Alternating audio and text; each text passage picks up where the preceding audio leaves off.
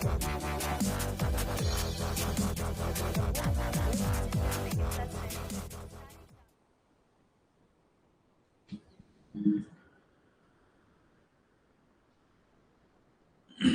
Morning.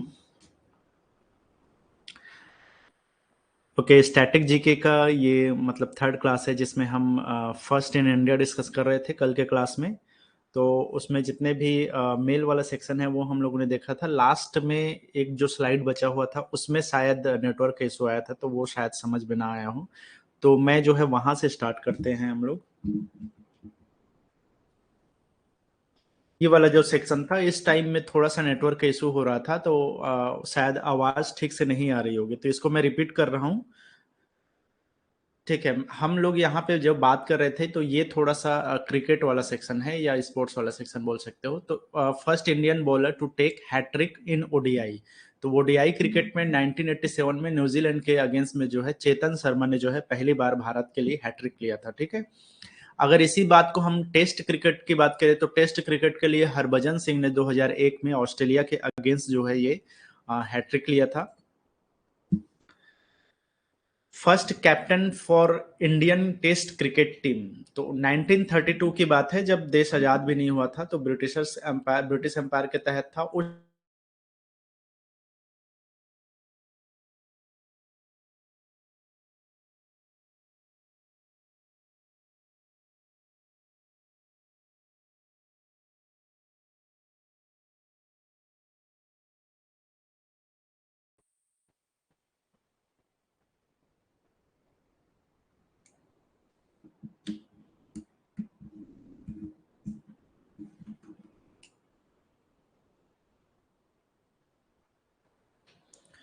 चलो, voice break हो रहा था ना, ठीक है। तो सी के नायडू जो है भारतीय टेस्ट कैप्टन जो है सबसे पहले टेस्ट कैप्टन बने 1932 को। अगर हम अगेन बात करें यहाँ पर ओडीआई क्रिकेट टीम की, तो भारत का जो एक दिवसीय क्रिकेट टीम बना, ओडीआई क्रिकेट टीम बना, तो उस टाइम में पहले कैप्टन बने थे अजीत वाडेकर। तो अजीत वाडेकर जो है 1974 में जो है पहले भारतीय कप्तान बने थे एक दिवसीय क्रिकेट में। ठीक है, यहां पर अगर हम बात करें भारत के पहले बॉलर जिन्होंने 10 विकेट लिया एक इनिंग में, एक ही पारी में 10 विकेट जिन्होंने लिया, उनका नाम है अनिल कुंबले। पाकिस्तान के अगेंस्ट ये कारनामा इन्होंने किया था 1999 को। ठीक है, 1999 में पाकिस्तान के अगेंस्ट जो है 10 विकेट टेस्ट क्रिकेट में एक ही इनिंग में इन्होंने लिया था। ठीक है, तो ये पहले भारतीय बॉलर बने थे। The first Indian to win an individual gold medal at the Olympic games, Abhinav Bindra जो है 2008 में गोल्ड मेडल जीते थे इंडिविजुअल गोल्ड की अगर हम बात करें तो। अदरवाइज जो है भारत ने ऑलरेडी जो है हॉकी में ढेर सारे मेडल जीते हुए थे, गोल्ड मेडल। तो यहां पर आपको याद रखना है इंडिविजुअल गोल्ड मेडल ओलंपिक में अभिनव बिंद्रा ने बीजिंग ओलंपिक, चाइना में जो ओलंपिक हुआ था 2008 में, उसमें उन्होंने जीता था।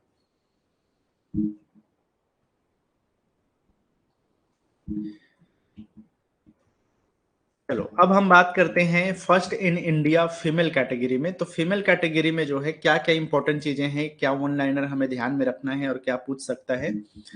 सबसे पहले यहाँ पे हम बात करते हैं आजादी के पहले कुछ चीजें या आजादी के दौरान जो उस टाइम में पॉलिटिकल सिनारियो की अगर हम बात करें। The first women president of Indian national Congress, Congress के गठन के बाद में हर साल जो है एक वो होता था, एक सेशन होता था। ठीक है, जिसमें ये रणनीतियां बनाई जाती थी अंग्रेजों से किस तरह से डील करना है, क्या आजादी के लिए क्या लड़ाई लड़नी है, कैसे लड़ना है।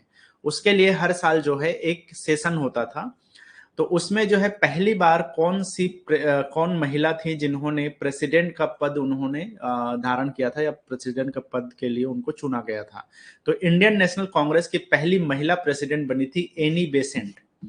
ठीक है, अब हालांकि ये विदेशी महिला थी, आयरलैंड की थी, लेकिन आजादी की लड़ाई में एनी बेसेंट का बहुत बड़ा योगदान है। तो जब 1917 में 1917 में कलकत्ता अधिवेशन हुआ था, तो इस कलकत्ता अधिवेशन की ये अध्यक्षता की थी।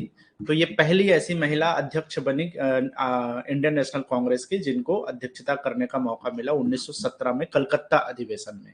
ठीक है, इसके अलावा अगर हम बात करें first Indian women president of India Indian national Congress, तो इसी भारतीय राष्ट्रीय कांग्रेस की पहली भारतीय महिला अध्यक्ष। तो ये जैसे कि मैंने बताया, एनी बेसेंट ओवरऑल जो है पहली महिला अध्यक्षता इनको मिला था, लेकिन ये विदेशी थी, भारतीय नहीं थी। तो अगर हम इंडियन की बात करें, भारतीय महिलाओं की बात करें, तो ये सरोजिनी नायडू को जो है 1925 में एक अधिवेशन हुआ था कांग्रेस का, जो कि कानपुर में हुआ था, तो इसको कानपुर अधिवेशन कहते हैं। तो इस कानपुर अधिवेशन में सरोजिनी नायडू को जो है पहली बार अध्यक्षता करने का मौका मिला। तो ये पहली भारतीय महिला अध्यक्ष बनी इंडियन नेशनल कांग्रेस की। The first woman governor of a state in independent India. जब नायडू पहली बार भारतीय महिला अध्यक्ष बनी थी 1925 में कानपुर अधिवेशन में, उन्होंने ही जो है पहली बार जो है एक इंडियन फ्री स्टेट जो कि उत्तर प्रदेश है, तो उत्तर प्रदेश का इनको गवर्नर बनने का सौभाग्य प्राप्त मिला। तो आप ये बोल सकते हो भारत की ये पहली महिला थी जिनको किसी भी स्टेट के, किसी भी राज्य के गवर्नर का पद मिला था, सरोजिनी नायडू को उत्तर प्रदेश में। ये 1947 की बात है ना, जब देश आजाद हुआ था, और उसके बाद में अलग अलग स्टेट में अलग अलग गवर्नरशिप जब चालू किए थे तब की बात है। The first woman chief minister of an Indian state. Bharat में पहली ऐसी भारतीय महिला जिनको चीफ मिनिस्टर, मुख्यमंत्री बनने का गौरव प्राप्त हुआ किसी एक राज्य का, तो उनका नाम था सुचेता कृपलानी। तो सुचेता कृपलानी एक इंडियन फ्रीडम फाइटर रही हैं, पॉलिटिशियन रही हैं। तो वो पहली जो है फर्स्ट फीमेल चीफ मिनिस्टर बनी जिन्होंने उत्तर प्रदेश को ही as a chief minister serving किया था। लगभग 1963 से लेकर के 67 के बीच में, 1963 से 1967 के बीच में उत्तर प्रदेश की ये पहली चीफ मिनिस्टर रही, पहली महिला चीफ मिनिस्टर रही सुचेता कृपलानी। तो इसमें कई लोग कंफ्यूज होते हैं। देखो, सरोजिनी नायडू जो है गवर्नर थी उत्तर प्रदेश की, और वो पहली महिला गवर्नर बनी पूरे देश में किसी भी एक राज्य की। सुचेता कृपलानी किसी भी एक राज्य की, भारत की ये पहली महिला चीफ मिनिस्टर रही, और ये भी उत्तर प्रदेश की ही चीफ मिनिस्टर रही। तो सरोजिनी नायडू गवर्नर और सुचेता कृपलानी चीफ मिनिस्टर। दोनों स्टेट कौन सा है? उत्तर प्रदेश ही है। The first woman prime minister of India. अब ये तो सब जानते हैं कि जो इंदिरा गांधी हैं वो पहली भारतीय महिला प्राइम मिनिस्टर रही, और ये 1966 में जो है भारत की प्रधानमंत्री बनी थी, 1966 में। और लगभग आप मान सकते हो कि 1977 तक ये रही थी भारत की प्रधानमंत्री। फिर जनता दल ने उलटफेर किया, और उसके बाद में इमरजेंसी के बाद में सत्ता का उलट पलट हो गया, और जनता दल के मोरारजी देसाई ने जो है गवर्नमेंट बना लिया। हालांकि उसके बाद 1980 में वो वापस गवर्नमेंट में आ गई थी और प्राइम मिनिस्टर बन चुकी थी। The first woman union minister of India. तो राजकुमारी अमृता कौर थी, जिनको जब पहला भारत का जो कैबिनेट बना था जवाहरलाल नेहरू की अगुवाई में, तो उस टाइम में जो है अमृता कौर को जो है भारत में पहली बार जो है मिनिस्ट्री ऑफ हेल्थ दिया गया था। तो ये हेल्थ मिनिस्टर रही। अच्छा, दोनों चीजें यहीं पे मेंशन है। तो यूनियन मिनिस्टर, पहली महिला यूनियन मिनिस्टर राजकुमारी अमृता कौर 1947 से लेकर के 57 के बीच में जो है ये रही थी, 1947 से 1957 तक लगातार। और हेल्थ मिनिस्टर के तौर पे भी इन्हीं को याद रखना है आपको कि ये हेल्थ मिनिस्टर के तौर पे ही सर्व की थी 1947 से 1957 तक। ठीक है, तो राजकुमारी अमृता कौर भारत की पहली महिला यूनियन मिनिस्टर बनने का इनको गौरव प्राप्त है। India first female defence minister. अच्छा, एक चीज याद रखना है, अमूमन जो है इसमें बोला जाता है इंदिरा गांधी जो है 1980-82 के बीच में जो है डिफेंस मिनिस्ट्री इनके पास था। प्रधानमंत्री तो थी ही वो, उसके अलावा जो है डिफेंस मिनिस्ट्री भी जो है इन्हीं के पास था, रक्षा मंत्रालय इनके पास था। ठीक है, तो ये भारत की पहली महिला रक्षा मंत्री इंदिरा गांधी हैं। प्राइम मिनिस्टर तो वो थी ही पहली, पहली रक्षा मंत्री भी जो है इंदिरा गांधी हैं। लेकिन full time female defence minister की बात करें तो निर्मला सीतारमण को जो है पहली बार जो है फुल टाइम, मतलब 5 सालों के लिए जो है निर्मला सीतारमण को जो है ये मिनिस्ट्री प्राप्त हुआ था। तो अगर क्वेश्चन में पूछता है कि पहली महिला रक्षा मंत्री कौन थी, तो इनका नाम याद रखना है आपको। और अगर बाई चांस आपसे पूछता है कि सबसे पहली जो है महिला फुल टाइम डिफेंस मिनिस्ट्री किसके पास था, तो जो है इनके पास था। अब फुल टाइम कहने का मतलब ये नहीं कि 5 साल, बेसिकली फुल टाइम का कहने का मतलब ये है कि एक ही मंत्रालय जिनके पास हो। तो निर्मला सीतारमण के पास में ये 2017 से लेकर 2019 के बीच में कंप्लीटली ये फुल टाइम जो है डिफेंस मिनिस्ट्री इनके पास था, इन्हीं के अधिकार में था पूरा। और इंदिरा गांधी की बात करें तो उस टाइम वो प्राइम मिनिस्टर भी थी, वो डिफेंस मिनिस्टर भी थी, और भी कई सारे छोटे छोटे मंत्रालय उनके साथ था, तो आप उसको फुल टाइम नहीं बोल सकते। तो यही फर्क है दोनों में। तो अक्सर एग्जाम में जो है निर्मला सीतारमण को भारत की पहली महिला डिफेंस मिनिस्टर के तौर पे जाना जाता है, निर्मला सीतारमण को, क्योंकि वो फुल टाइम थी। ठीक है, सेम यहाँ पे है first women external affairs minister Sushma Swaraj, Bharat की पहली जो है इनके पास जो है एक तरह से बोलना चाहिए कि फॉरेन जो अफेयर्स है, विदेश मंत्रालय, तो भारत की पहली महिला विदेश मंत्री जो है सुषमा स्वराज रही, नरेंद्र मोदी के गवर्नमेंट जब बना था। तो उसके बाद में finance minister, female finance minister में निर्मला सीतारमण का ही आपको याद रखना है। ये पहली जो है निर्मला सीतारमण भारत की पहली फुल टाइम में हो या फाइनेंस मिनिस्ट्री में हो, तो ये दोनों में इनका नाम आपको याद रखना है।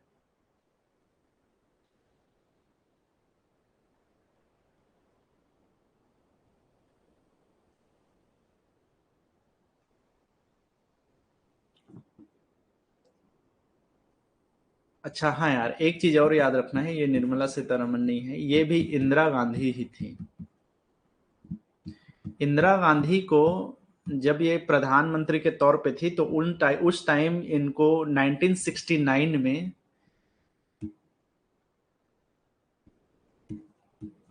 ये इनके पास कुछ समय के लिए फाइनेंस मिनिस्ट्री इन्हीं के पास में थी, तो ये भारत के पहले फाइनेंस मिनिस्टर थी।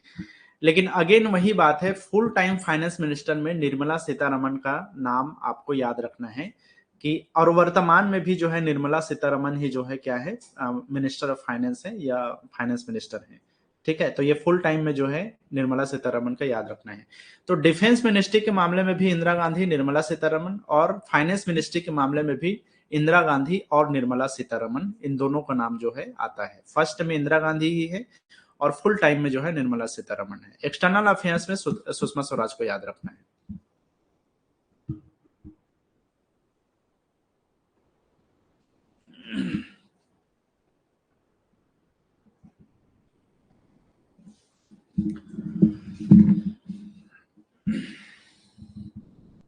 बिल्कुल यार, क्वेश्चन में जो है फुल टाइम ही पूछता है। अगर बाई चांस आपसे पूछता है कि फुल टाइम फाइनेंस मिनिस्टर कौन है, निर्मला सीतारमण है।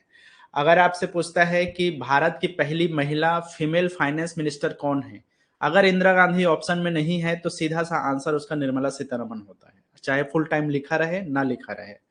और अगर आपके पास इंदिरा गांधी और निर्मला सीतारमण दोनों का ऑप्शन अवेलेबल है, तो वहां पे क्वेश्चन को केयरफुली पढ़ने की कोशिश करना, वहां पे जरूर फुल टाइम मेंशन करता है, क्योंकि पूछने वाले को पता है ना कि पहली जो है इंदिरा गांधी के पास था ऑलरेडी फीमेल जो फाइनेंस मिनिस्ट्री है वो, तो इसलिए जो है अगर इंदिरा गांधी है तब फुल टाइम जरूर लिखा होगा, और अगर फुल टाइम नहीं लिखा है तो उसका आंसर इंदिरा गांधी है। दोनों को समझने की कोशिश करना, दोनों का क्वेश्चन का पूछने का तरीका होगा, ऑप्शन के ऊपर डिपेंड करता है कि क्या ऑप्शन अवेलेबल है हमारे पास।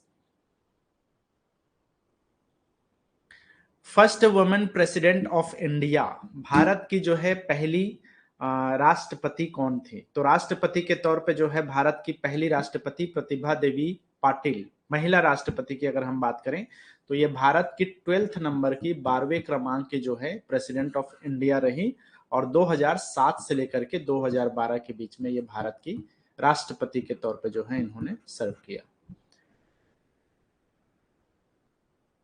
ठीक है, नेक्स्ट है यहां पर the first woman speaker of a state assembly, किसी भी स्टेट का, किसी भी राज्य का जो विधानसभा होता है वहां पर पहली बार किसी महिला को जो है स्पीकर के तौर पे, विधानसभा अध्यक्ष के तौर पे चुना गया, तो उनका नाम है शन्नो देवी। तो शन्नो देवी जो है पंजाब के मतलब कि ये स्पीकर के तौर पे जो है, पंजाब स्टेट असेंबली के स्पीकर के तौर पे इनको जो है स्पीकर के तौर पे इन्होंने काम किया।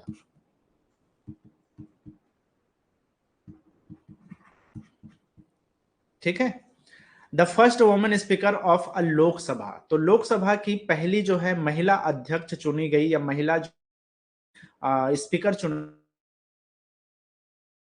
जो है 15वें लोकसभा में जो है इनको स्पीकर के तौर पे चुना गया था। ठीक है, तो इस चीज को याद रखना है कि ये भारत की पहली जो है लोकसभा की स्पीकर के तौर पे इनको चुना गया था। 2009 से लेकर 2014 के बीच में।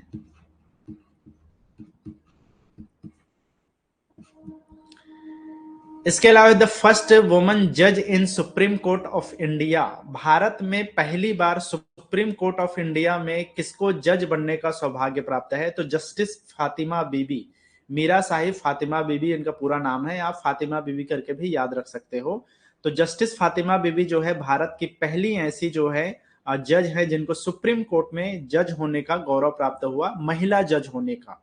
तो ये जो ईयर था वो था 1989 को जो है ये भारत की पहली ऐसी महिला जज बन गई जिनको सुप्रीम कोर्ट में एज ए जज काम करने का मौका मिला। ठीक है, तो सुप्रीम कोर्ट का जज की बात कर रहे हैं ना, चीफ जस्टिस की बात नहीं कर रहे हैं। कई लोग ये कंफ्यूज आते हैं कि भारत की पहली महिला चीफ जस्टिस जो है महिला सुप्रीम कोर्ट चीफ जस्टिस जो है फातिमा बीबी, लेकिन ऐसी बात नहीं है। भारत में अभी तक कोई भी जो है महिला वो चीफ जस्टिस ऑफ इंडिया बनने का अभी तक सौभाग्य प्राप्त नहीं हुआ है। मे भी अभी आने वाले कुछ सालों में एक मैम है, नाम मुझे याद नहीं आ रहे हैं, उनका शायद नंबर लग सकता है अगर सब ठीक रहा तो। अदरवाइज अभी तक किसी भी महिला को चीफ जस्टिस ऑफ इंडिया बनने का सौभाग्य नहीं मिला है। ठीक है, तो ये जो है वो सिर्फ जज की बात है ना, चीफ जस्टिस की बात नहीं है। ये जस्टिस बने हैं पहली महिला जस्टिस फातिमा बीबी जिनको सुप्रीम कोर्ट में जज बनने का मौका मिला। हाँ, अगर हम chief justice of high court की बात करें तो जो हाई कोर्ट होता है अलग अलग स्टेट में कर और कई 2-3 स्टेट मिला करके भी हाई कोर्ट होता है। तो यहाँ पर अगर हम किसी स्टेट के हाई कोर्ट की बात करें और उसके chief justice of high court की बात करें तो लीला सेठ जो है पहली बार भारत में ऐसी महिला जज बनी जिनको chief justice of high court बनने का जो है वो मिला, मौका मिला। तो ये हिमाचल प्रदेश के जो है ये chief justice of high court बनी थी, हिमाचल प्रदेश हाई कोर्ट की ये चीफ जस्टिस बने थे।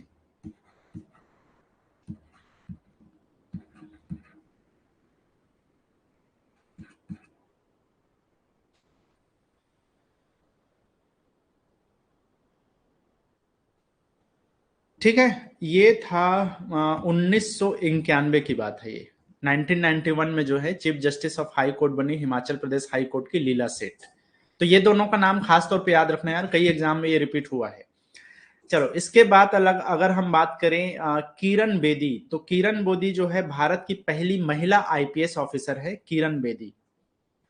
ठीक है, 1972 में इनको आईपीएस बनने का मौका मिला। तो ये पहली भारत की महिला आईपीएस अधिकारी हैं Kiran Bedi. The first woman director general of police, DGP.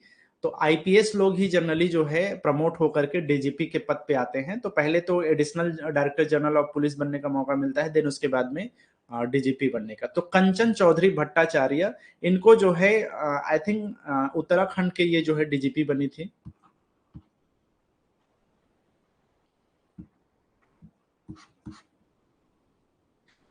ठीक है, तो ये भी जो है 1973 की जो है ये वो हैं आईपीएस अधिकारी हैं, और ये दूसरे आईपीएस अधिकारी माने जाते हैं, ये चीज भी याद रखना है। ये भारत की सेकंड आईपीएस ऑफिसर हैं,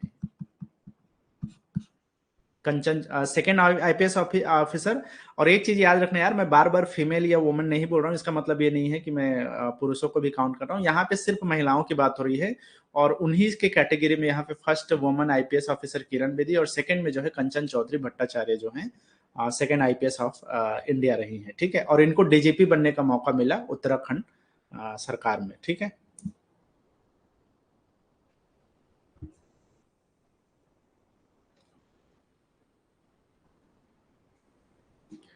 नेक्स्ट यहाँ पे first Indian women to go to space, Bharat की पहली या भारतीय मूल की पहली ऐसी महिला जिनको स्पेस में जाने का मौका मिला।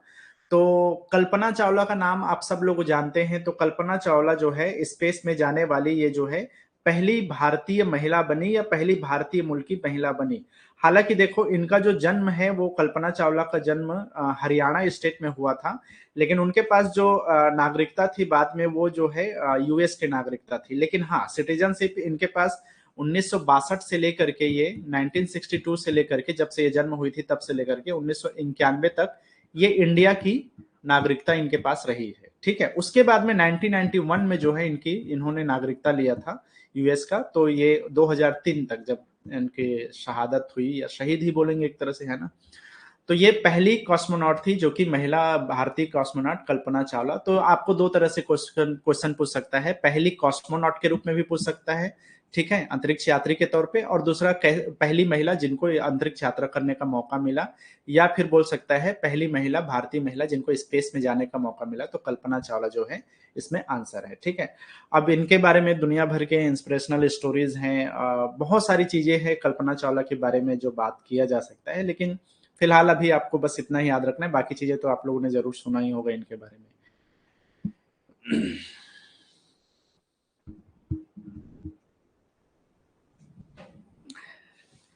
ठीक है, कब गई थी वो? इनका जो एक्चुअल में जो फर्स्ट स्पेस मिशन स्टार्ट हुआ था वो 1997 में स्टार्ट हुआ था, जब इनको पहली बार स्पेस पे जाने का मौका मिला था। तो बहुत सारे कंपटीशन वगैरह, बहुत सारे टेस्ट वगैरह को पास करने के बाद में ये वहां तक पहुंची थी। देन उसके बाद में जो इनका सेकेंड स्पेस मिशन था उसमें इनका जो है देहांत हुआ, जो कि 2003 में हुआ था, ठीक है, और वापस आते टाइम ये चीज हुआ था। नेक्स्ट है यहाँ पे first woman to space walk, Sunita Williams. Sunita Williams जो है स्पेस वॉक करने वाली प्रथम भारतीय महिला बनी। तो इनके पास भी जो है एक चीज याद रखना है कि जो सिटीजनशिप है वो यूएसए का है। हालांकि इनका जो मूल है वो जो है भारतीय ओरिजिन है, मतलब इनके जो पूर्वज हैं वो, लेकिन इनका जन्म भी जो है यूएसए में ही हुआ था, इनकी नागरिकता भी यूएसए में ही था। लेकिन भारतीय मूल की इसलिए माना जाता है क्योंकि इनके माता पिता जो है भारतीय मूल के रहे हैं। इनका जो है एक रिकॉर्ड है जो कि the first Indian spend most time in space, 321 दिन तक इन्होंने जो है, लगभग 322 दिन हो गया था, 17 घंटे और भी है इसमें, 321 दिन तक ये स्पेस में रही। तो सुनीता विलियम्स के पास जो है रिकॉर्ड है सबसे ज्यादा टाइम तक जो है इसमें रहने का। The first woman to hold record of most space walk, सबसे ज्यादा 7 बार इन्होंने स्पेस वॉक किया सुनीता विलियम्स ने। इसके अलावा है the first woman to hold record of most space walk time, 50 घंटे 40 मिनट का स्पेस वॉक करने का भी इनके पास रिकॉर्ड है। तो ढेर सारी चीजें जो है एक स्पेस रिकॉर्ड की बात करें तो सुनीता विलियम्स के पास है, और ये भारतीय मूल की हैं, ठीक है।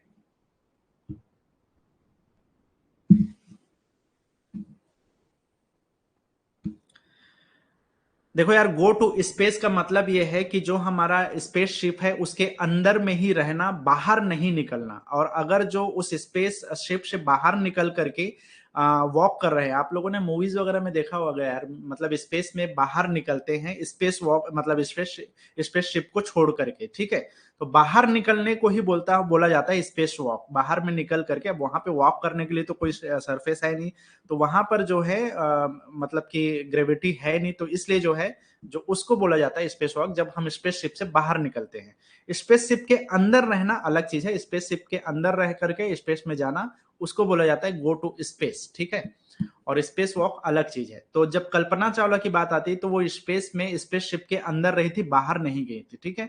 लेकिन कल सुनीता विलियम्स के बारे में बात करें तो वो स्पेस वॉक की थी, स्पेस शिप से बाहर आई थी। चलो यहाँ पे है, नेक्स्ट है the first Indian woman to climb Mount Everest. तो माउंट एवरेस्ट को जो है चढ़ने वाली या माउंट एवरेस्ट को फतह करने वाली भारतीय महिला, प्रथम भारतीय महिला, उनका नाम है बछेंद्री पाल।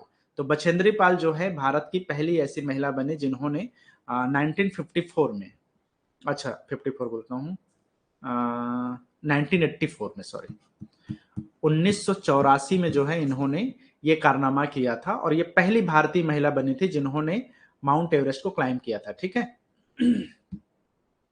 बाद में इनको पद्म विभूषण भी मिला था गवर्नमेंट के द्वारा 2019 में। चलो नेक्स्ट है the first women to climb Mount Everest twice, 2 बार जो है इन्होंने जो है जीता है, मतलब एवरेस्ट को जो है फतह किया है।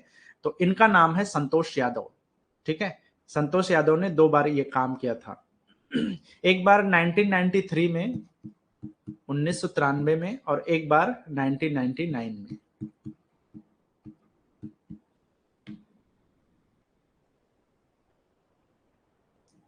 नहीं यार, 1992 में और 1993 में, 2 साल लगातार जो है इन्होंने 1992 और 1993 में जो है इन्होंने वो किया था।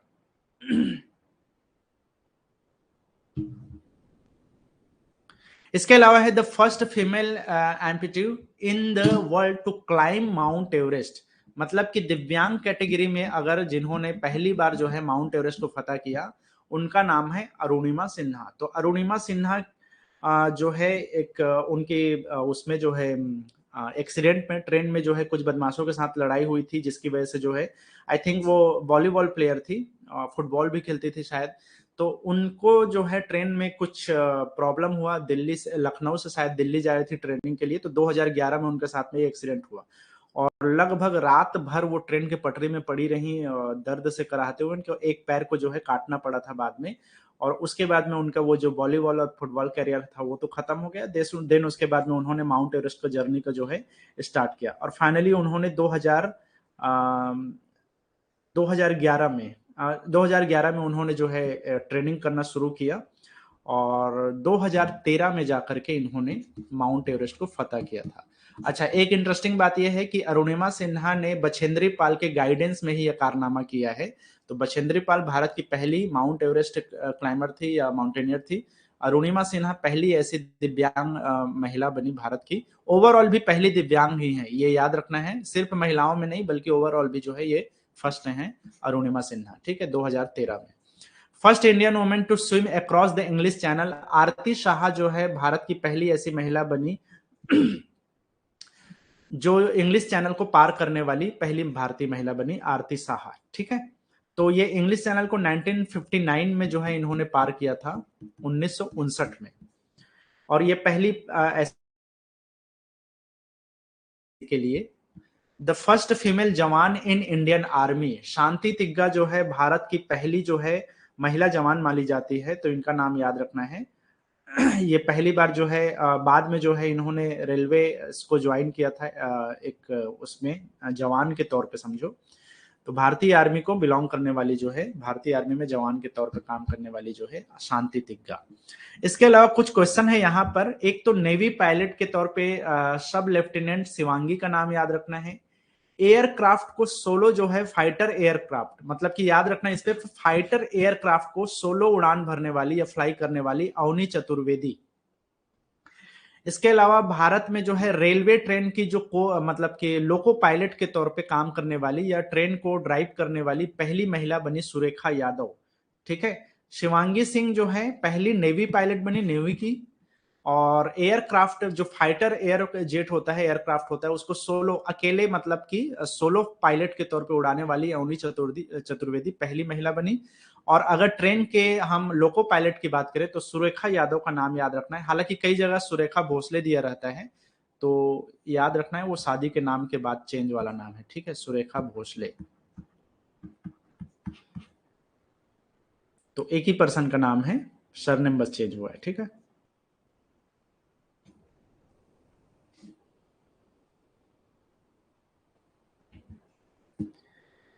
कुछ प्राइजेस की बात करें तो भारत में जो है पहली बार नोबेल प्राइज की अगर हम बात करें तो मदर टेरेसा ने जो है पहली बार नोबेल प्राइज जीता था शांति के क्षेत्र में, ठीक है, peace prize, Nobel peace prize जो है इन्होंने जीता। उसके अलावा अगर हम बात करें रेमन मैग्सेसे अवार्ड की, तो रेमन मैग्सेसे अवार्ड भी जो है मदर टेरेसा ने ही जीता पहली बार भारत के लिए। और अगर हम the first women to receive Bharat Ratna की बात करें तो पहली बार इंदिरा गांधी ने जो है भारत रत्न पहली बार इन्होंने मतलब कि इनको प्राप्त हुआ। वो खुद भी जो है उस टाइम में प्रधानमंत्री रही थी। The first Indian women who won Booker Prize, Arundhati Roy के बारे में मैं बुकर प्राइज में जो है उस टाइम बात कर रहा था जब मेल वाला कैटेगरी में पढ़ रहे थे हम, तो उस टाइम में the God of small thing, इसके लिए जो है 1997 में जो है इन्होंने ये जीता था Booker prize, the God of small thing.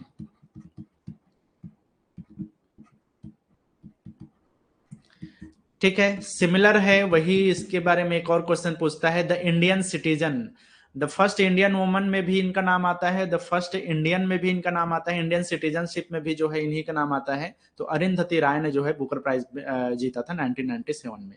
इसके अलावा अगर हम बात करें तो ज्ञानपीठ अवार्ड जीता आशा पूर्णा देवी ने, प्रथम प्रतिश्रुति ऐसा कुछ है, प्रथम प्रतिश्रुति, ठीक है। एक तरह से ये एक्चुअली में आशा पूर्णा देवी को जो ज्ञानपीठ अवार्ड मिला था ये प्रथम प्रतिश्रुति नामक इनकी रचना थी। ये बंगाली का रचना है, ठीक है। तो इसके लिए इनको मिला था 1976 में था शायद, हाँ 1976 में इनको ये ज्ञानपीठ अवार्ड से इनको नवाजा गया, और ये पहली महिला बनी, भारतीय महिला बनी जिनको ज्ञानपीठ अवार्ड दिया गया। साहित्य के क्षेत्र में दिया जाता है, तो इनकी बुक थी प्रथम प्रतिश्रुति, इसके लिए ये अवार्ड मिला। The first Indian woman to win an Oscar award, मैंने बताया था कि इनको जो है 1983 में जो है गांधी मूवी के लिए बेस्ट कॉस्ट्यूम डिजाइन के लिए मिला था भानु अथैया को, ठीक है। तो ये पहली महिला बनी जिनको भारतीय मूल की महिला, भारतीय महिला बनी जिनको ऑस्कर अवार्ड दिया गया। First Indian woman to become Miss World, Reita Faria का नाम आप लोगों ने जरूर सुना होगा। तो रीता फारिया जो है भारत की पहली ऐसी महिला बनी, मतलब कि अब मिस यूनिवर्स तो महिला ही बन सकती है ना, तो मिस यूनिवर्स जो है पहली बार जो है रीता फारिया को मिला था, ठीक है, ये अवार्ड इनको मिला था। तो ये 1966 की बात है, रीता फारिया पावेल नाम है इनका, 1966 में मिस वर्ल्ड का क्राउन इनको मिला था। एक और है यहाँ पे मिस यूनिवर्स, तो पहली बार जो है सुष्मिता सेन ने जो है ये 1994 में जो है पहली बार भारत की पहली ऐसी मिस यूनिवर्स बनने का इनको मौका मिला, सुष्मिता सेन 1994, और Miss World Reita Faria 1966। Booker prize होता है यार, एक इंटरनेशनल बुकर प्राइज है, बेसिकली जो है इसका नाम ही बुक से रिलेटेड है ना। बुकर का मतलब यह है कि जो उस साल का इंग्लिश में लिखा गया सबसे बेहतर जो साहित्यिक रचना होती है उसको दिया जाता है, और कहीं ना कहीं जो है वो इंग्लिश में ही लिखा रहना चाहिए बुकर प्राइज को। बाद में जो है अभी एक इंटरनेशनल बुकर प्राइज निकला है, तो इंटरनेशनल बुकर प्राइज वो बुकर प्राइज होता है जो किसी भी एक लोकल लैंग्वेज में लिखा होगा या किसी भी एक देश के लैंग्वेज में लिखा होगा, लेकिन उसको ट्रांसलेट किया जाना चाहिए इंग्लिश में, तो उसको बाद में अलग अलग कर दिया। और इसमें जो है बुकर प्राइज में पहले क्या है, हर तरह के लैंग्वेज को शामिल किया जाता था, लेकिन उसका इंग्लिश में ट्रांसलेशन होना चाहिए, लेकिन अब बुकर प्राइज इंटरनेशनल करके अलग कर दिया गया है, बुकर प्राइज अलग है। तो बुकर प्राइज वो प्राइज है जो उस साल के लिए सबसे बेहतर नॉवेल होता है जो इंग्लिश में लिखा गया होता है, तो साहित्यिक अवार्ड है, लिटरेरी अवार्ड है ये। आगे हम बात करते हैं the first Indian woman wrestler to win an Asian gold medal, तो विनेश फोगट ने जो है भारत का जो पहली बार क्या बोलना चाहिए कि एशियन जो गेम्स होता है उसमें पहली बार इन्होंने गोल्ड मेडल जीता था रेसलिंग के लिए, तो ये पहली महिला रेसलर बने जिन्होंने एशियाड गेम में या एशियन गेम्स में गोल्ड मेडल जीता, स्वर्ण पदक जीता, Vinesh Phogat. The first Indian woman badminton player to win an Asian games gold medal, तो बैडमिंटन प्लेयर की बात आएगी तो साइना नेहवाल का नाम याद रखना है जिन्होंने एशियन गेम्स में जो है बैडमिंटन में गोल्ड मेडल जीता था। एक और चीज है यहाँ पे, इसको मैं ऐसे ही मेंशन कर दिया हूं, India won first gold medal in hockey in 1928 Amsterdam, तो एम्स्टर्डम में जो ओलंपिक गेम हुआ था 1928 में, उसमें भारत ने पहली बार हॉकी में गोल्ड मेडल जीता था, तो ये ग्रुप में जीता गया गोल्ड मेडल है। अगर हम इंडिविजुअल गोल्ड मेडल की बात करते हैं तो बात आती है आपके अभिनव बिंद्रा की, जो कि बीजिंग में जिन्होंने जीता था। The first Indian women to win Olympic medal, पहली बार किसी महिला ने जो है ओलंपिक मेडल जीता था, हालांकि ये ब्रॉन्ज मेडल है, लेकिन ये भारत के लिए बहुत गौरव की बात रही है क्योंकि इसके पहले किसी भी इंडिविजुअल, किसी महिला ने ब्रॉन्ज मेडल या कोई भी मेडल ओलंपिक गेम में नहीं जीता था। तो कर्णम मल्लेश्वरी ने जो है ये कारनामा किया और ये भारत की पहली जो है महिला बन गई जिनको ओलंपिक में कोई मेडल मिला था। ये सन 2000 की बात है, जो सिडनी में, जो ऑस्ट्रेलिया में जो ओलंपिक हुआ था, तो सिडनी ओलंपिक में जो है इन्होंने ये मेडल जीता था।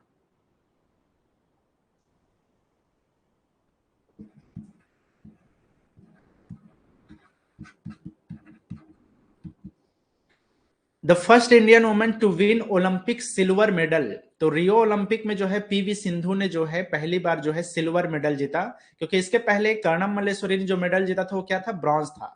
यहाँ पे सिल्वर मेडल पहली बार किसने जीता, तो पीवी सिंधु ने जीता बैडमिंटन में, और ये रियो ओलंपिक की बात है 2016 में।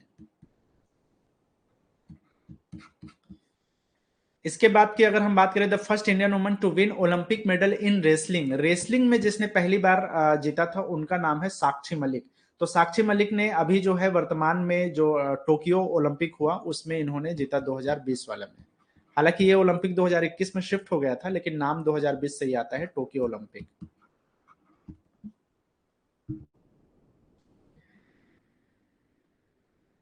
चलो, ओलंपिक के बारे में मैं बात कर रहे थे, तो ओलंपिक में कुछ चीजें याद रखना है आपको। फर्स्ट मेडल हॉकी के लिए जीता गया 1928 में एम्स्टर्डम नीदरलैंड में। और इस सेक्शन को खास तौर पे ध्यान देना, ये स्पोर्ट्स वाले कैटेगरी में जीके वाले सेक्शन में बार बार यहाँ से ओलंपिक वाले सेक्शन से ये क्वेश्चन रिपीट होते रहता है। तो भारत ने पहली बार हॉकी में गोल्ड मेडल जीता 1928 में एम्स्टर्डम, जो कि नीदरलैंड में ओलंपिक हुआ था 1928 में। फर्स्ट इंडिविजुअल मेडल, पहली बार किसी ने जो इंडिविजुअल मेडल जीता उसका नाम है ब्रॉन्ज मेडल। अच्छा, एक चीज में हमेशा लोग कंफ्यूज होते हैं, पहला इंडिविजुअल मेडल बोलेगा तो याद रखना है केडी जाधव का नाम, जिन्होंने 1952 में ब्रॉन्ज मेडल जीता था रेसलिंग में।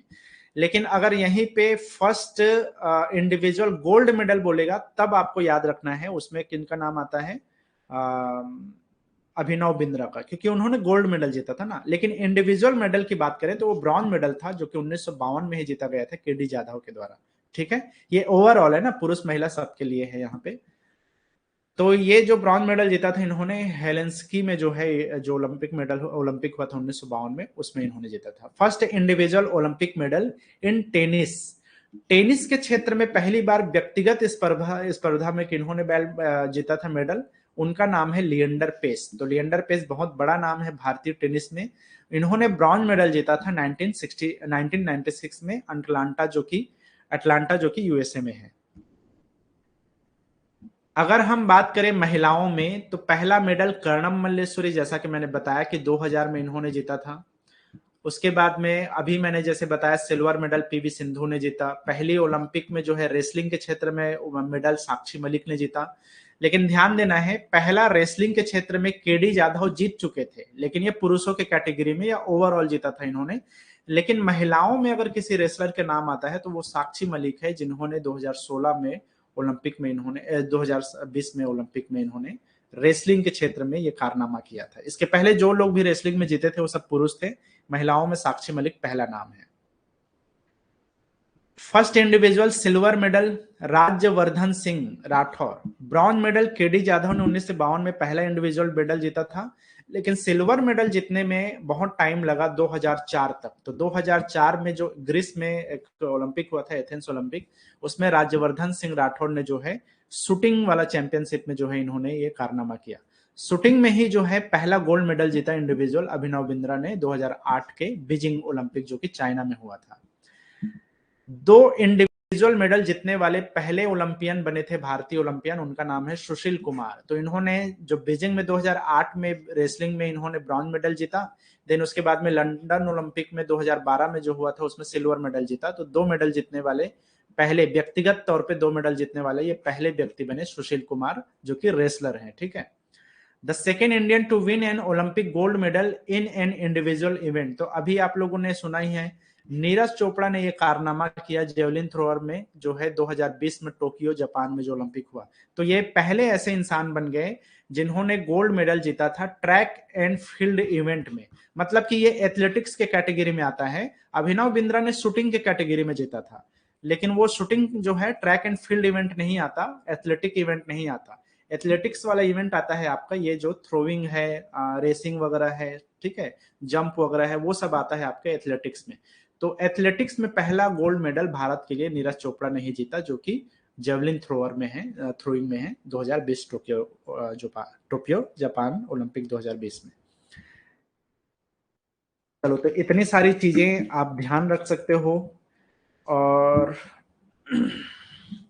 एक चीज आप लोग को मैं बता दूं यार, आज के लिए जो लास्ट सेक्शन है वो ये है कि अब ये जो स्टैटिक जीके का क्लास है वो मैं खत्म कर रहा हूँ। इसके बाद स्टैटिक जीके क्लास नहीं होगी। आप लोग का जो सिलेबस बचा हुआ है करंट अफेयर्स, इसको मैं कराने वाला हूँ अगले 10 दिन में, यह खत्म हो जाएगा 8-10 दिन में। एक आप लोग का मैथ्स वाला सेक्शन बचा है, छोटा सा टॉपिक है डिस्टेंस एक्सेलरेशन वेलोसिटी वगैरह वाला, तो वो 2 या 3 क्लास में ये हो जाएगा। और एक बचा है स्कीम। तो जितने भी इंपॉर्टेंट गवर्नमेंट स्कीम है ये मेरे ख्याल से 1 या 2 क्लास लगेगा। तो आने वाले 10-12 क्लासेस में आप लोग का सिलेबस कंप्लीट हो जाएगा। तो यही आपके सिलेबस में है। और रही बात स्टैटिक जीके की, तो स्टैटिक जीके आपके सिलेबस में मेंशन नहीं है, इसको पढ़ना जरूरी भी नहीं है। लेकिन हाँ, ये हेल्पफुल हो सकता था, इसलिए मैंने इसको शुरू किया था। मेरे पास बहुत सारे पुराने पीडीएफ्स वगैरह थे जिसको मैं आप लोग को सीधे-सीधे बाँट सकता था या दे सकता था, लेकिन एक्चुअली उसमें दिक्कत ये है कि वो आपके समझ में आएगा नहीं, क्योंकि वो दूसरे एग्ज़ाम्स के लिए उसको प्रिपेयर किया गया है, यूपीएससी वगैरह के लिए, तो वो आपके उतना काम का नहीं है। तो यहाँ पे मुझे इसको रीअरेंज करके, रीग्रुपिंग करके थोड़ा-सा वो करने में बहुत ज़्यादा टाइम लग रहा है। एक-एक दिन में 5-6 घंटे, 7 घंटे भी लग जाता है कई बार। कहाँ से डेटा कलेक्ट करना है, कितना डेटा आप लोग को देना है, कितना हटाना है, कितना अरेंज करना है, ये सब काम में बहुत ज़्यादा टाइम लगता है। मैं जहाँ पे हूँ, वहाँ पे अभी लोड शेडिंग का प्रॉब्लम चल रहा है। बारिश के दिनों में यहाँ पे 5-6 घंटे बिजली चली जाती है। तो मुझे जो है वो करने में हो रहा है टाइम, और उसकी वजह से आप लोगों का क्लास हो जा रहा है डिले, कभी 10 बजे तो कभी साढ़े 10 बजे, कभी 11-12 बज जा रहा है। तो वो आप लोग को भी डिस्टरबेंस होगा, तो प्रोफेशनली वो ठीक नहीं है। तो इसलिए मैंने ग्रुप में रियलाइज किया कि बहुत सारे लोग को इससे दिक्कत है। तो अब आपका क्लास जो है करंट अफेयर्स ही चलेगा। पहले मैं स्किम कराऊंगा 1 या 2 क्लास में, ये मंडे से जो है खत्म हो जाएगा, मंडे ट्यूसडे में, तो ये आप लोग का कंप्लीट हो जाएगा। मैथ्स को देन उसके बाद में मैं सेकंड में कराऊंगा, ये फर्स्ट होगा, ये सेकंड होगा। और थर्ड में जो है करंट अफेयर्स को, तो मैं पहले आप लोग का सिलेबस कंप्लीट करा दूंगा, ताकि आप लोग रिलैक्स हो जाओ कि आप लोग का जो भी सिलेबस है वो सारा चीज जो है ये कंप्लीट हो जाए। रही बात आप लोग का मैथ्स का, सारा टॉपिक ऑलरेडी कवर है, आप लोग को रिकॉर्डेड देखते रहना है, उसको छोड़ना नहीं है। रीजनिंग का सारे चीजें अवेलेबल है। और मैं एक चीज आप लोग को क्लियरली बता दूं कि मैथ्स का मैंने हर एक टॉपिक में इतने सारे क्वेश्चन कराए हैं कि आप लोग इसके अलावा कुछ और करने की आप लोग को जरूरत नहीं है। हर टॉपिक का जितना क्वेश्चन मैंने कराया उतना कर लोगे तो आप लोग का पूरा टेस्ट उसमें कंप्लीट हो जाएगा। आप लोग को अलग से मॉक टेस्ट, दुनियादारी, ये सब करने की जरूरत ही नहीं पड़ेगी। करोगे अच्छी बात है, आगे वो आपके लिए बेहतर है। लेकिन हमारे एग्जाम में जितना मैथ्स आता है, बहुत कम हिस्सा मैथ्स का रहता है, ज्यादातर हिस्सा आपका जीके का रहता है। इसीलिए मेरा ज्यादातर फोकस जो है आपके जीके वाले सेक्शन में था। लेकिन मैथ्स का भी क्वेश्चन आने के चांसेस हैं, तो मैथ्स रीजनिंग को भी आपको छोड़ना नहीं है। लेकिन जितना मैंने करवाया है उतना ही करो, ज्यादा टाइम वेस्ट करने की जरूरत नहीं है। इधर उधर से दुनिया भर के क्वेश्चन करने का बिल्कुल बेकार चीज है, उसमें कोई मतलब नहीं है, आपको कोई हेल्प नहीं मिलने वाला। जितना मैंने करवाया है, जितना क्वेश्चन मैंने किया है, वो मोर देन इनफ है, बहुत ज्यादा मैंने क्वेश्चन करवाया हुआ है। तो मैथ्स रीजनिंग का पूरा देख लेना, साइंस का देख लेना, साइंस के जो जो इंपॉर्टेंट चीजें हैं वो मैंने उसमें करवा दिया है। अगर रही बात इसमें करंट अफेयर्स का, तो मैं आने वाले 10 क्लास में इसको कंप्लीट करा दूंगा। पूरे 1 साल का आप लोग को ये होने वाला है करंट अफेयर्स, तो वो आप लोग का प्रिपेयर हो जाएगा। मैथ्स का जो एक टॉपिक है वो 2-3 क्लास बस मुझे लगेगा, वो चीज हो जाएगा। स्कीम 1-2 क्लास में ही हो जाएगा। तो आपका सिलेबस आने वाले 10-12-15 दिन में कंप्लीट हो जाएगा, आप लोग को कुछ भी टेंशन लेने की जरूरत है नहीं। उसके बाद में अगर टाइम बचा रहेगा आपके एग्जाम में, तो मैं स्टैटिक जीके करवा दूंगा। और अदरवाइज टाइम नहीं रहेगा तो मैं एमसीक्यूज के बहुत सारे वो दे दूंगा, आप लोग को दे दूंगा क्या, मैं एमसीक्यूज आप लोग को क्लास में ही करवा दूंगा। सेट्स, इसका एमसीक्यू के सेट्स, जिसमें बहुत सारे स्टैटिक जीके के क्वेश्चन रहेंगे। और अगर एग्जाम डिले होता है किसी भी वजह से, तो हम जो है स्टैटिक जीके के क्लास कर सकते हैं। लेकिन उसमें दिक्कत यह है कि इसमें वही लोग अटेंड करोगे जिनको मेरे लेट लतीफी से दिक्कत नहीं होगा। कहने का मतलब यह है कि मैं 10 बजे बोला हूं तो हो सकता है 11 बजे क्लास हो जाए, हो सकता है 11:30 बजे, 12 बज जाए। वो प्रिपेयर करने के ऊपर है कि कितने टाइम में वो प्रिपेयर होगा, है ना। तो उसके लिए थोड़ा सा पेशेंस रखना पड़ेगा। अदरवाइज आपका सिलेबस में कंप्लीट कराने की मेरी रिस्पॉन्सिबिलिटी है, तो वो मैं बहुत अच्छे से कराऊंगा, आप लोग के एग्जाम के पॉइंट ऑफ व्यू से बहुत ठीक तरीके से हो जाए, ताकि आप लोग को कोई दिक्कत ना हो। स्टैटिक जीके मैंने अगर ये मेरा कॉल था तो मैंने प्रॉमिस किया था, तो ये मैं कराऊंगा जरूर, लेकिन पहले आप लोग का सिलेबस को कंप्लीट करने के बाद में। ठीक है, तो अब से जो क्लासेस होगी, अगर मैंने 10 बजे बोला है तो बिल्कुल 10:05 तक वो क्लास स्टार्ट हो जाएगी, और उसमें कोई दिक्कत नहीं होने वाला आपको। तो जिन लोग को भी दिक्कत था कि लेट हो रहा है, जिन लोग को लग रहा था कि टाइम इधर उधर हो रहा है, तो उनको अभी ये चीज होने की जरूरत नहीं है। वो इसलिए हो रहा था क्योंकि स्टैटिक जीके मैं करवा रहा था, इसलिए। रीजनिंग का जितना रिकॉर्डेड वीडियो है सर उतना ही सिलेबस में आएगा। जितना रिकॉर्डेड वीडियो है यार उसी को देखो, वो बहुत ज्यादा है। मैं कहने का मतलब ये है कि रीजनिंग का उतने सारे टॉपिक से तो आने वाला है नहीं। रीजनिंग का 1-2 क्वेश्चन आ गया, और उतने सारे टॉपिक्स है, उठा के कहीं से भी पूछ सकता है। तो इसका कोई आप तुक्का नहीं लगा सकते कि इसको टॉपिक को करना है, उसको टॉपिक को नहीं करना है। मैंने सिलेबस वाले क्लास में क्लियरली मेंशन किया था कि कहाँ से आप लोग को पढ़ना है, कितना पढ़ना है, और कौन सा पहले पढ़ना है, कौन सा बाद में पढ़ना है। तो जो चीजें मैंने पहले मेंशन किया है रीजनिंग का, उन चीजों को थोड़ा सा ज्यादा सीरियसली देखो। बाकी जो लास्ट लास्ट में मैंने बोला है उसको देखो तो देखो, नहीं देखो तो फास्ट फॉरवर्ड करके भी उसको देख लोगे तो चलेगा। तो जितना इंपॉर्टेंट है वो मैंने पहले क्लास में ही बता दिया था कि रीजनिंग में शुरू कहाँ से करना है, खत्म कहाँ से करना है, मैथ्स कहाँ से खत्म करना है, मैथ्स कहाँ पे खत्म करना है, शुरू करना है, वो सारी चीजें मैंने बता दिया था। तो मैथ्स और रीजनिंग का उतना ही करना है जितना मैं पढ़ाया हूं, उससे ज्यादा आप लोग को जबरदस्ती का प्रैक्टिस करने का, ये वो करने का कोई जरूरत नहीं है। ठीक है। मोटर व्हीकल एक्ट और सर ये चीज यार आप लोग को संजू सर ही बताएंगे, जो टेक्निकल वाले सेक्शन देख रहे हैं वो सर ही आप लोग को बताएंगे। नॉन टेक्निकल में अगर कोई इशू है तो आप लोग पूछ सकते हो।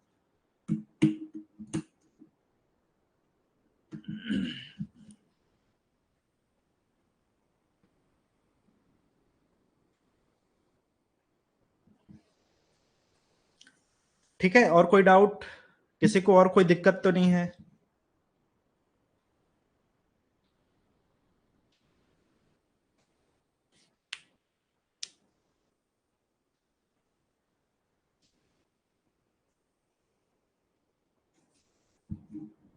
मैंने उसी सीरियल में अपलोड किया है, जो मतलब सीरीज में जैसा आपको सीरियल वाइज करना है, जैसा आपको रैंक वाइज करना है, वैसा ही मैंने अपलोड किया है। पहला क्लास देखो यार, अगर जिस लोगों ने सिलेबस वाला क्लास नहीं देखे हो तो उसमें देखो मैंने क्या बताया है। मैंने जो सिलेबस डिजाइन किया है आप लोग के ऐप में, वैसे ही सीरीज में सारे चीजें, सारे टॉपिक अरेंज्ड है, कोई भी चीज इधर उधर नहीं है।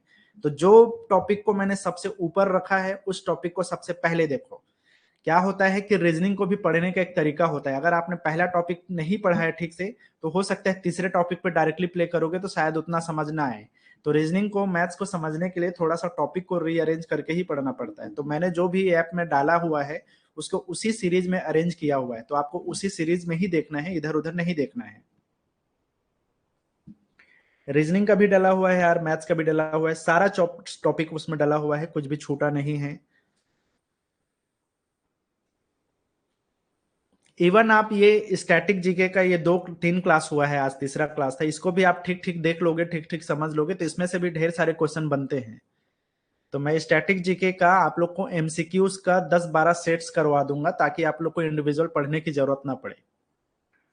लेकिन वो तब मैं करूंगा जब पहले मैं आप लोग का ये जो सिलेबस का छोटा मोटा पोर्शन है इसको मैं पहले करवा देता हूं, ताकि आप लोग को तसल्ली रहे कि हमारा सिलेबस कंप्लीटेड है।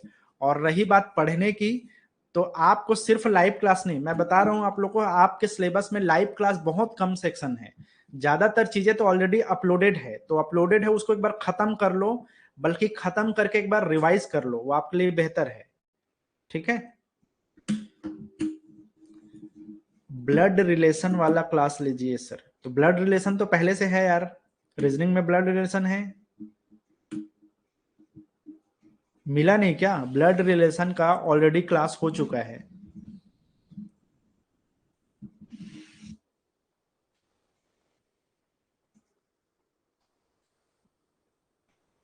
मॉक टेस्ट आपके एप्लीकेशन में, देखो यार मॉक टेस्ट के बारे में ना आपको आकाश सर से ही बात करनी पड़ेगी, सारा चीज वही देखते हैं, वही अरेंज करते हैं, तो उनसे आपको इसके बारे में डिटेल में बात करनी पड़ेगी।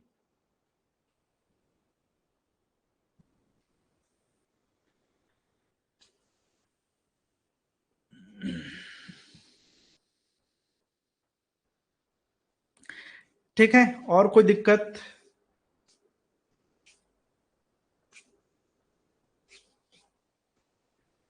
चलो यार, ब्लड रिलेशन समझ नहीं आ पा रहे हो अभिषेक, अगर किसी और को भी ये दिक्कत है तो एक बार देख लो, और अगर जो चीज समझ नहीं आए आप मुझे डायरेक्टली, क्योंकि एक जने के लिए क्लास कराना मुश्किल है यार, है ना, और अगर एक जने भी रहेगा तो मैं वो तब करा पाऊंगा जब सारा सिलेबस कंप्लीट हो जाएगा, उसके बाद में मैं करा दूंगा। बाकी अगर और कोई है तो आप लोग एक बार ब्लड रिलेशन वाला टॉपिक को देख लो, जिसको जिसको समझ नहीं आएगा आप बता देना, मैं फिर से ले लूंगा, उसमें कोई दिक्कत नहीं है। और अगर कोई एक दो लोग हो तो आप लोग वो सेक्शन बता दो कि कहाँ पे क्या समझ नहीं आया, मैं आपको एक्सप्लेन कर दूंगा। ठीक है, आप मेरे को कॉल कर लेना, मैं एक्सप्लेन कर दूंगा कि ये चीज समझ नहीं आया, या फिर आपको जो भी सेक्शन में प्रॉब्लम है उसका स्क्रीनशॉट ले लो या उसको नोट कर लो, मुझे व्हाट्सएप कर दो, वो चीज मैं देख लेता हूँ क्या चीज समझ नहीं आया। ऐसा तो है नहीं कि पूरा टॉपिक सर के ऊपर से गया होगा, बहुत आसान सा टॉपिक है, उसमें कुछ है नहीं, है ना। और अगर 4 5 लोग होंगे तो फिर क्लास ही अरेंज कर देंगे, कोई दिक्कत नहीं है, लेकिन एक बार ये हो जाने देते हैं। ठीक है, चलो मिलते हैं फिर कल के क्लास में, हम करंट अफेयर्स करेंगे, और ये क्लास जो है मैं टाइम, जो टाइम बोला रहूंगा उसी टाइम में होगा। तो मैं पहले ही आप लोग को बता दूंगा जो भी टाइम रहेगा, है ना। तो अभी के लिए इतना ही। ओके